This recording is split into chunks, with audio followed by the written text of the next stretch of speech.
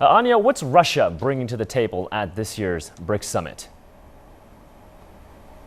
Well, Russian Finance Minister Anton Siluanov confirmed that Russia is planning to contribute the equivalent of $2 billion to the reserve of the new development, to the reserves of the new development bank that will be agreed on as expected during the BRICS summit in Brazil, and that will happen over the next 7 years. He said that the bank will be able to start lending as early as in 2016, and that non-BRICS countries will be invited to join the bank's activities then. He said that in current conditions of capital volatility, it is important for our countries to have this buffer in addition to the International Monetary Fund. Now, Russia's presidential aide on foreign policy, Yuri Ushakov, said that the new institutions, meaning the bank and the new currency reserve fund, will allow enforcing the global finance system, which is particularly important amid the IMF reform that reached a deadlock. He said that the bloc's growth rate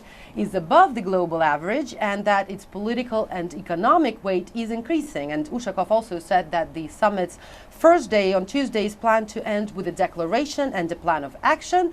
The declaration would reflect the BRICS view of the current political and economic situation and the BRICS countries' common approaches to the issues of international cooperation. Back to you. So you mentioned, Anya, that Russia wants this new development bank to be a buffer against the IMF, which of course is a Western Bretton Woods institution. And with all the tensions it recently had with the West, Russia and the West, how significant is BRICS membership for Moscow then?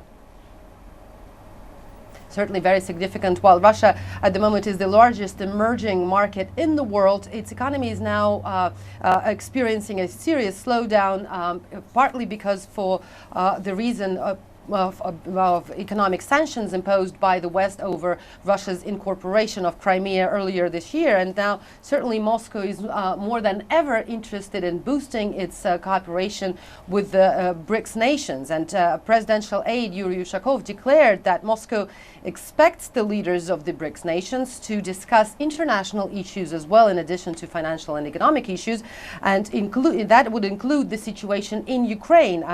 He said, meanwhile, all BRICS countries have, except for Russia, abstained from the United Nations a vote that called on states not to recognize Crimea's autonomy from Ukraine, and that followed a controversial referendum that was criticized by the US, and then Russia's incorporation of the peninsula to be part of the Russian Federation, and then the sanctions that were imposed by the United States and the European Union against a number of Russian officials and Russian companies, and certainly all that affected the relations between Russia and the West, and the relations are now at the slowest point, as many observers say, since the Cold War. And certainly, as part of an effort to boost support for its cause, Ushakov, the presidential aide, said that Russian President Vladimir Putin will hold a number of meetings with the world leaders on the sidelines of the BRICS summit, including the leaders of South America, and also his first meeting with the newly elected Prime Minister of India, Narendra Modi, and again, that would be the first meeting between the two. So certainly Moscow is doing all it can now to build economic bridges with the rest of the world as it's facing sanctions and economic pressure from the West. All right, many thanks for that report. Our Anya Ardayeva live for us in Moscow. Thank you.